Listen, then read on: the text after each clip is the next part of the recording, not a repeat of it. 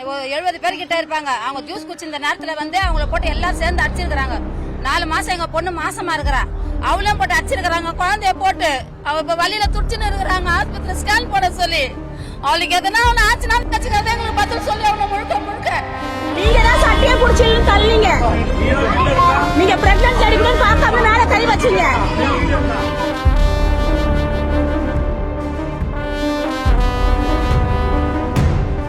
Fix வர அளவுக்கு அப்படின்னா மனசாட்சியான மனுஷங்களை யாரு லேடிஸ் நாங்கள் லேடிஸ் விட்டு தான் அடிக்க வைப்போம்னு சொல்லிட்டு லேடிஸ் எல்லாம் வர வச்சுட்டாரு. இந்த ஏரியால இருக்க ஒவ்வொரு வீட்லயும் சொல்லுங்க, தாவைக்கினார் உள்ள நுழைஞ்சாங்கன்னா கட்டி போட்டு அடிக்கணும்னு சொல்லுங்கன்னு சொல்லிட்டு வார்த்தை இஷ்டத்துக்கு விட்டாங்க. நாங்க திருட போறோம்னு சொல்றாங்க. அவர் எங்களை அசிங்கமா கேட்டாருண்ணா, கேவலமா பேசினான். நான் ஒரு அடிச்சேன்னா லேடிஸ்லாம் இருக்காங்க, இந்த மாதிரி பேச தப்புண்ணா. கூட முகேஷ் வந்தாரு, வாங்கின போலான்னு திரும்புறதுக்குள்ள 4-5 பேர் சேர்ந்து ஒன்னா பின்னாடி சேர்ந்து அச்சு எனக்கு இந்த சைடு திரும்ப முடியலண்ணா. இன்னமும் மக்களுடைய செல்வாக்கையும் ஆதரவையும் இழந்தவங்க தான் ரவுடிசத்தை கையில் எடுப்பாங்க. நாங்க மக்களோட வீட்டுக்கு இன்னும் தைரியமா போவோம்.